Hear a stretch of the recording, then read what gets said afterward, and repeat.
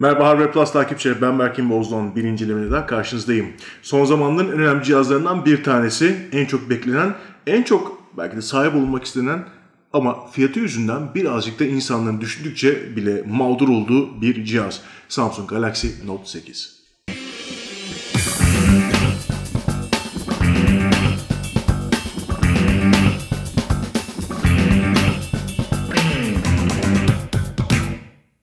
Note efsanesinin geçtiğimiz sene ciddi bir darbe almasından sonra Samsung dersine tekrar çalışıp yeni bir cihazla karşımıza gelmiş durumda.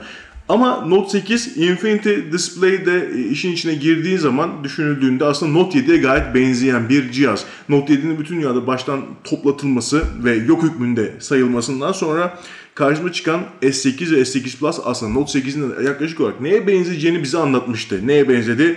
S8 Plus'ın kalemlisi karşınızda. S8 Plus'ın kalemlisi dediğimiz zaman aslında bu telefona haksızlık etmiyoruz. Çünkü Note serisi zaten Galaxy serisiyle benzeşiyordu. Bu defa aradaki boyut farkı neredeyse sıfıra indi. Çünkü Samsung Galaxy Note 8 S8 Plus'la neredeyse aynı boyutta, belki birazcık daha kalın ve aynı zamanda tabii ki içinde bir adet çok alıştığımız, kullanmayı çok sevdiğimiz S Pen var. S Pen sayesinde yine bütün not özelliklerini kullanabiliyorsunuz. İşte yeni GIF oluşturabiliyorsunuz. Çeşitli şeylerin üzerine yazılar yazarak onları arkadaşlarınızla paylaşabiliyorsunuz. Aslında çizebiliyorsanız yaratıcılığınızın sınırı Note serisinde zaten yok. Diyeceksiniz ki ne kadar övgüyle bahsettin. Açıkçası 5000 liralık bir cihazında bir ekstra bir şeyler yapabildiğini size anlatmam gerekiyor ki boşu boşuna çıkaramadıklarını söyleyeyim. Ama diğer taraftan acaba bu telefonla S8 Plus arasındaki 1000 küsur liralık fark vermeye değer mi? Böyle bir şey mümkün mü? Ve peki 5000 lirayı neye vereceğiz? Biraz bundan bahsedelim. En nihayetinde birazcık teknik özelliklerden bahsedeceğim ama buradaki amacım tabii ki teknik özellikten değil, kendi deneyimlerimden bahsetmek.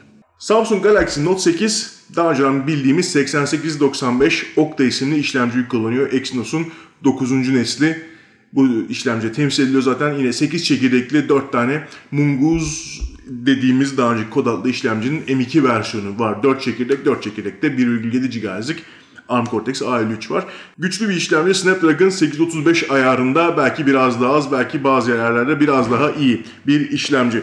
Bunun yanında cihazın içinde aynı zamanda ARM tarafından geliştirilmiş G71, Mali G71 MP20 grafik işlemcisi var. Bu ne demek? 20 tane işlem çekirdeğine sahip bir grafik işlemcisi var. Bu da aslında en yeni nesil Adreno'lara denk bir grafik performansı anlamına geliyor. Zaten performans açısından bir eksiği olmayan S8 üzerine inşa edilmiş diyebileceğimiz Note 8 sizlere tabii ki farklı olarak bir kalem sunuyor. Bu kalem önemli bir fark aslında, çünkü benzerlerinde gördüğümüz gibi aktif bir kalem değil, pasif. Yani bu kalem herhangi bir şey boyutta veya çapta, ebatta, ağırlıkta olabilir, hiçbir sorun yok. Zaten örneğin Galaxy Book cihazlarında gelen kalemle bu kalem aslında aynı işi yapıyor. Onlar biraz daha büyük kalem şeklinde, üzerine tek bir düğmesi olan, uçları değiştirilebilen bir kalemden bahsediyoruz. Bu kalemi tabii ki Note serisinde her zaman olduğu gibi cihazın içine saklayabiliyorsunuz. Aman ters sokmayın. Kalemi çıkardığınız zaman da zaten ekrana doğrudan gelen, işte ekrana yazma, ekrana not alma gibi özellikleri kullanabiliyorsunuz.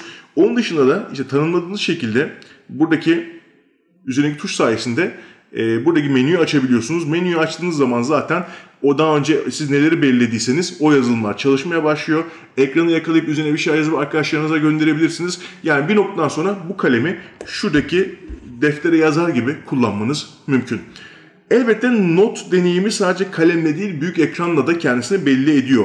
Burada yine Samsung Galaxy S8 serisine alıştığımız kocaman bir ekran var ve ekran oranı 37'ye 18. 37'ye 18 birazcık garip ama işte rasyonel sayılarla bir kesir oluşturmaya çalıştığımız zaman bu rakam ortaya çıkıyor. Yani burada 18.5'a 9 demek yerine 37'ye 18 biraz daha mantıklı bir tam sayı olacak. Çözünürlük ise varsayılan olarak orta seviyede başka bir çözünürlük simülasyonu yapsa da 1440'a 2960 piksel. Zaten Super AMOLED ekran kullanıyor ve bu ekran S serisinden farklı olarak HDR10 desteğine sahip. Bu da eğer HDR içeriğe ulaşabiliyorsanız bu ekranda rahatlıkla izleyebiliyorsunuz. HDR ne olduğunu da orada anlayabiliyorsunuz. Parlak yerler daha parlak oluyor. Gözünüz şöyle bir alabiliyor. Cihazda Infinity Edge Display var. S8 ve S8 Plus'tan alıştığımız gibi yan taraflara gittikçe ekran gayet kıvrılıyor. Ama güzel tarafı Note biraz daha kalın bir cihaz olduğu için yanlardan daha rahat tutup ekrana basmayabiliyorsunuz. Hatta Samsung o yan kısımları biraz daha hissizleştirmiş. Bu da dolayısıyla daha rahat bir tutuş sağlıyor. Bu tutuş sayesinde işte ekrandaki bir şeylere basmadan video izleyebiliyorsunuz. Bu güzel bir şey.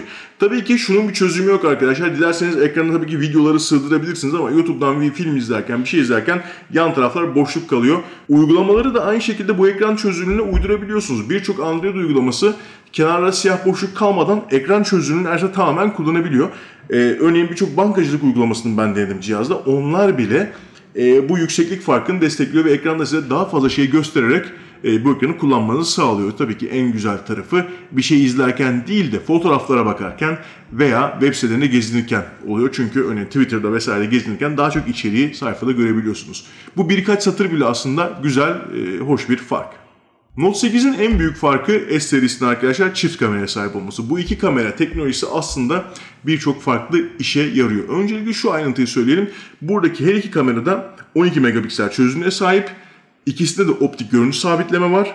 Dolayısıyla benzerlerine göre ciddi bir fark var. Bunu iPhone 8'de yapıyor. Aynı şekilde iPhone 10'da yapıyor.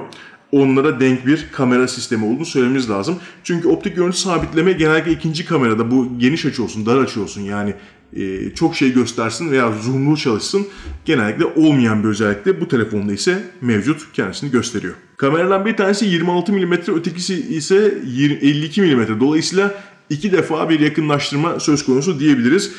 Ana kamera f/1,7 diyafram açıklığına sahip. Bu inanılmaz bir değer. Dolayısıyla gece çekim yaparken ki örnekleri sizlerle paylaşıyoruz.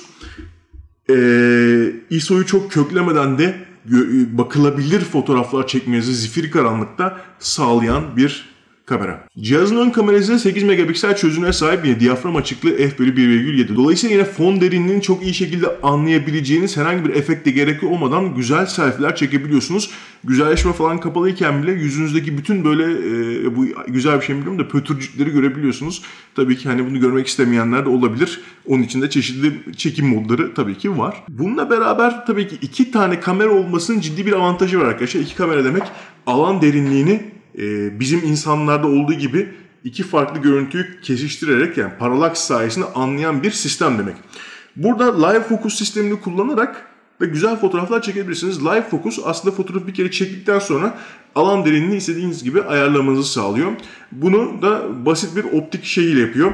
Öndeki nesneyle yani siz, nesne ve arka plan arasında çeşitli boşluklar olmasını istiyor. Öncelikle zaten 56 mm'lik zoomlu olan cihazla zaten sınırlanıyorsunuz. O kadar bir zoom yapıyor otomatik olarak. O modda çekmeniz lazım. Bu esnada geniş açılı kamera yani normal 26 mm'lik kamera genel olarak etrafta neler olduğunu görüyor ve alan derinliğini o anlamaya başlıyor. Belli bir mesafe olduktan sonra bu fotoğrafı çekiyorsunuz. Ondan sonra da fotoğrafın aslında ne kadar zoomlu olacağını siz seçebiliyorsunuz. Fotoğraf üzerinde oynayabiliyorsunuz. Oynamadığınız ilk çektiğiniz halde zaten galeriye normal şekilde kaydediliyor. Örneğin Google Photos kullanıyorsanız o fotoğrafın o hali zaten yüklenmiş oluyor. Ben fotoğrafla oynamayı çok sevmeyen birisi olarak bu özelliği bir iki defa hani sizlere anlatabilmek için denedim. Ama çok hızlı şekilde ve kameraların yeteneği sayesinde çok verimli şekilde çalıştığını da söylemem gerekiyor. Bu kamera aynı zamanda iPhone 8'e göre aslında çok ciddi olmasa da bir zayıf karın içeriyor. O da 4K 60 FPS çekim desteklememesi. Yazılım güncellemesiyle bu cihazlara 8895 oktalı cihazlara bunun geleceği söyleniyor. Belki Snapdragon 835 cihazlara da gelebilir. Bunun önünde teknik engel ne kadar var bilmiyorum. Ama sonuçta işlemciyi o kadar zorlamak istemeyebilirler. Zaman kısıtlı olarak geliyor olabilir ama 4K 30 FPS çektiğini söylemem gerekiyor. Bu noktada Apple'ın gerisinde en azından standardı koyan Apple olmasa şu an sektörde Apple'ın bu özelliğinin gerisinde bir kameraya sahip olduğunu söylememiz lazım.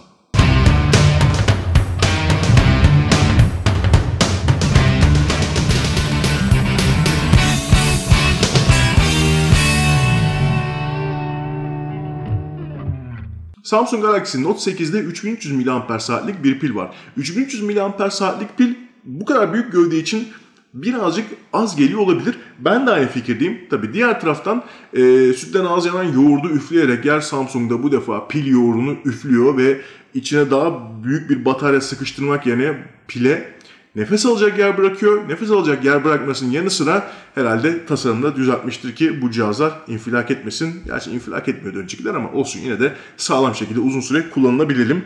Bu açıdan da bir atılım yapmış durumda. Ama pilin boyutundan bağımsız olarak bu cihazın pil performansı ben çok oynadığımdan mıdır? Ki Always On Screen falan da kapalı. Diğer cihazlara göre biraz daha hızlı bitti. Günü tamamlayamadığımı, iş gününü tamamlayabildiğim ama 24 saate tamamlayamadığımı gördüm ben bu cihazı kullanırken. Dolayısıyla bu tamamlayamama durumu beni birazcık gerdi. Ama şöyle bir ayrıntı vereyim. Samsung'un kendi hızlı şarj sistemini destekleyen, ki bu artık 3 yıldır herhalde standart olmuştur bu üst seviye Samsung cihazlarda. Ve bu bildiğimiz hani USB 3.0 destekli girişinin de artık verdiği güçle diyeyim size, sağladığı hızlı şarj tabii ki size birazcık daha güven veren bir halde. Evet, kablo da bana saldırıyor. Buna yapacak çok bir şey yok. Böyle dirayetli bir kablosu var. Neyse. Samsung'un standart şarj aleti aynı zamanda örneğin kablosuz şarj pediyle üzerine bıraktığınız kablosuz şarj sistemiyle veya Samsung DeX ile beraber de mükemmel şekilde çalışıyor. Sadece şu cihaza ihtiyacınız var. Bir bilmem kaç nesildir Samsung bunu tutturdu ve bu konuda devam ediyor yoluna. Bununla beraber cihaz tabii 1 saat 15 dakikada falan tamamen sıfırdan dolabiliyor. Bu çok güzel bir şey. Hatta biraz 1,5 saatin altı diyeyim yani, duruma bağlı, çevresel duruma bağlı tabii ki. Dolayısıyla bu kadar hızlı şarj olabildiği için de bir anlamda yani bir yerden gidiyor bir yerden geliyor. Ama neden cihaz bu kadar elektrik harcıyor hiçbir fikrim yok. Belki de ben varsayılan olarak düşük gelen çözünürlüğü birazcık yükselttim, yani maksimum çözünürlüğe getirdim. Onun dışında bir simülasyon yapıyor normalde telefon. Herhalde ondan da olabilir. En nihayetinde bu kadar çok piksel aynı zamanda çok fazla meşgul olan çok güçlü bir grafik kart demek. Bu çok güçlü grafik kartı aslında, grafik yani sütunbeşik. Daha hızlı biten pil anlamına geliyor olabilir. Samsung Galaxy Note 8'de Qi teknolojisini destekleyen hızlı şarj sistemi mevcut. Tabii ki yalnızca kablosuz şarj olmuyor, aynı zamanda Samsung'un hızlı kablosuz şarj teknolojisini sağlayan o aparatı kullanırsanız gayet hızlı şekilde de kablosuz şarj olabiliyor. Dolayısıyla buradaki USB yuvasını sağlam bırakmış oluyorsunuz. Buradaki USB yuvası derken USB 3.1'i tamamen implemente eden, DisplayPort desteği sunan, artı daha önce bunun videosunu yapmıştık. Samsung DeX olmadan da S8, S8 Plus ve Note 8'i birçok cihaza bağlayabiliyorsunuz. Bunun da zaten avantajı DeX'e hazırlıktı. Ama yani şurada çekim yaparken kullandığımız mikrofonu bile bu cihazın tanıdığını biliyoruz. Gelelim benim fikirlerime. Öncelikle telefon aşırı derecede pahalı arkadaşlar. Samsung Galaxy S8'in bir de kalemi için 1000 lira veya daha fazla bir ödeme yapmak birazcık sıkıntılı geliyor olabilir. Bunun yanında ikinci kamera özelliği, sürekli zoom yapıyorsanız güzel bir şey. Elbette kayıpsız zoom yapıyor olmak güzel bir şey ve aynı zamanda live focus özelliği de güzel bir ayrıntı. Ama fotoğrafı ben normal çekeceğim, arka planla uğraşmama gerek yok arkadaşım falan diyorsanız, Note'un da özelliklerini, stylus'unu yani S Pen'i çok fazla kullanmam diyorsanız bu telefonu almanızı gerektiren herhangi bir başka bir şey yok arkadaşlar.